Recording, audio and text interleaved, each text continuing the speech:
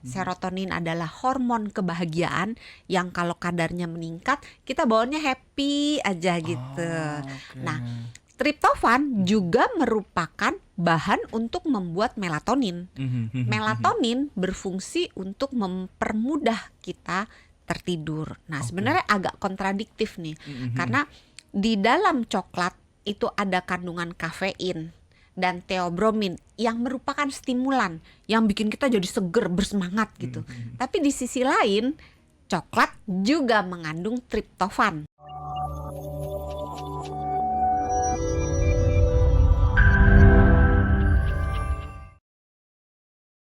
Kan dokter Santi itu kan sangat jaga kesehatan, jaga pola makan. Jadi kayak Iya, mungkin agak sama yang manis-manis apalagi pakai gula tambahan kayaknya no dulu deh. Atau mungkin yang kurang menyehatkan pun juga kayak agak dihindari. Dokter Santi di tanggal 14 masih menghindari buat menerima coklat nggak?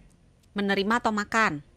Oh iya, kan Itu ada dua hal yang dua ya. berbeda. Menerima pasti, Ya, makan atau enggak itu jadi pilihan kita. iya. Dokter Santi gimana? Oke, habis nerima gitu. Dokter Santi masih mengkonsumsi coklat nggak kalau pas tanggal 14? Masih. Tetap. Mm-mm. Tapi Oh, makannya dicicil. masih dicicil sampai Valentine tahun depannya. Insya Allah bertahan gitu kan. Karena gini, coklat itu sebetulnya kalau kita makan dalam jumlah yang Sedikit. sedang lah ya, Mhm. itu banyak manfaatnya. Tapi kalau kita makan dalam jumlah yang nggak tahu diri, itu malah jadi pedang bermata dua, bisa mengganggu kesehatan kita gitu. Jadi harus Oh. memperhatikan jumlahnya dan jenisnya. Tetap tetap lagi-lagi porsinya pun harus diperhatikan karena sesuatu yang berlebihan itu nggak baik cenah Ya. katanya.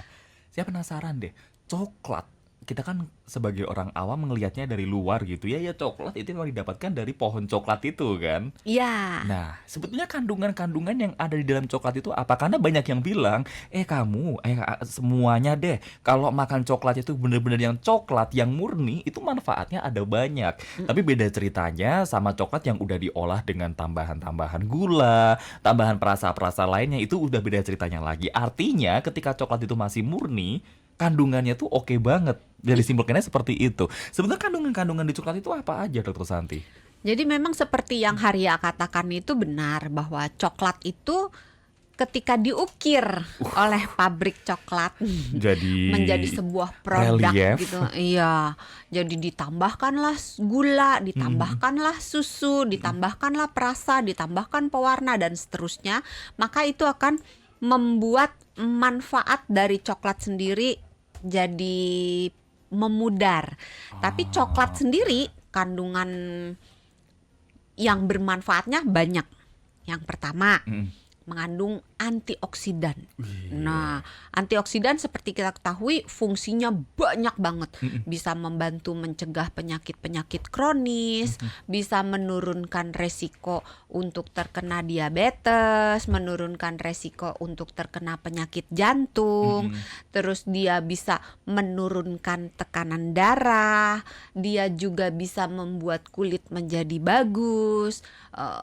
Juga ada kandungan theobromine Mhm. dan kafein Mhm. yang merupakan stimulan sehingga membuat tubuh kita itu jadi bersemangat gitu.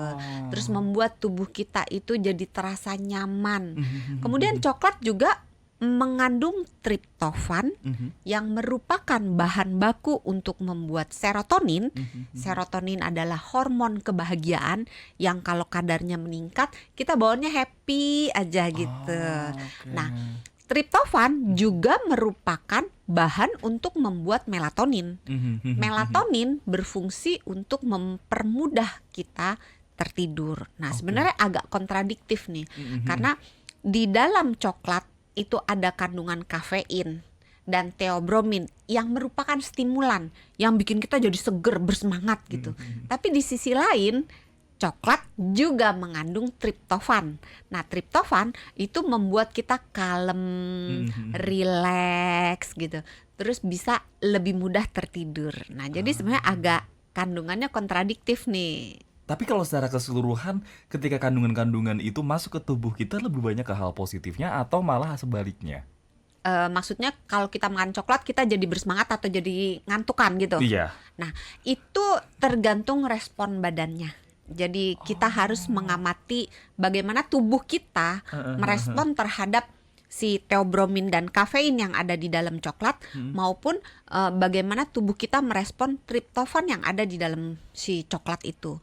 Pada beberapa orang, terutama orang yang sensitif dengan kandungan kafein, contohnya itu kalau minum kopi jadi nggak bisa tidur gitu. Nah, kalau dia sensitif terhadap kafein, biasanya efek stimulannya akan lebih dominan. Jadi orangnya cenderung lebih seger gitu, energetik, nggak capek gitu, dibandingkan dengan jadi lebih mudah tertidur, rileks gitu.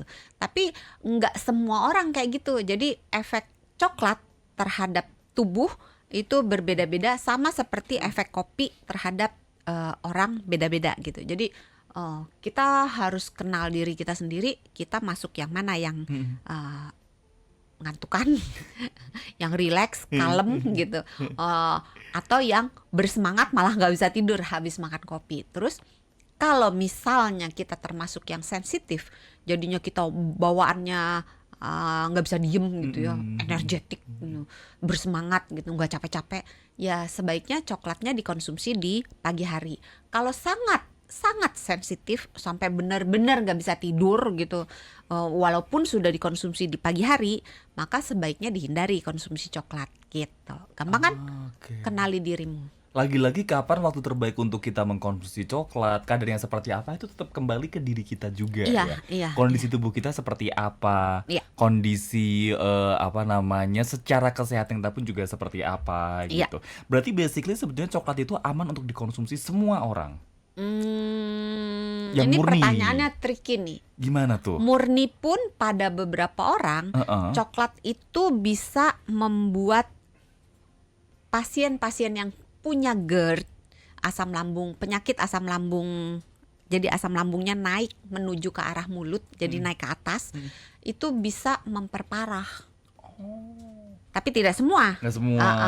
Karena kandungan dalam coklat itu bisa merilekskan, kan tadi kan coklat itu membuat otot-otot jadi rileks gitu, termasuk sphincter itu apa ya, katup yang berada di antara selang yang menghubungkan antara mulut dengan lambung, yang berfungsi untuk, sebenarnya kalau katupnya dalam keadaan baik, dia mencegah makanan-makanan yang ada di dalam lambung, di dalam kantong nasi, nggak naik ke arah mulut.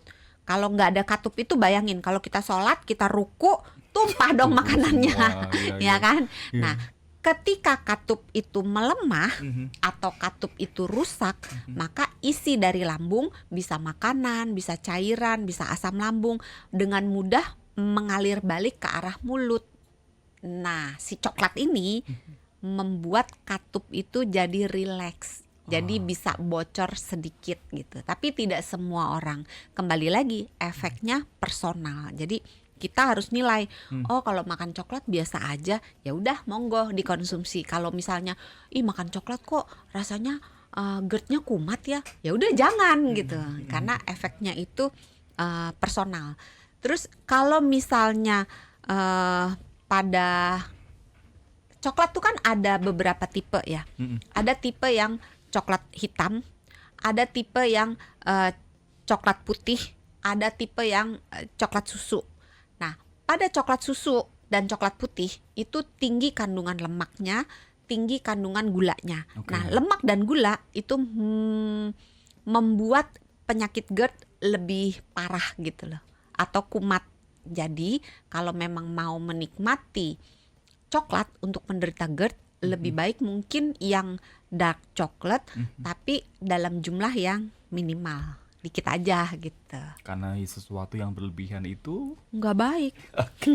Walaupun sesuatu yang baik ya, maksudnya sesuatu yang baik juga akan menjadi tidak baik bila dikonsumsi secara berlebihan, begitu. Anyway, nanti kita sambung lagi di sesi berikutnya.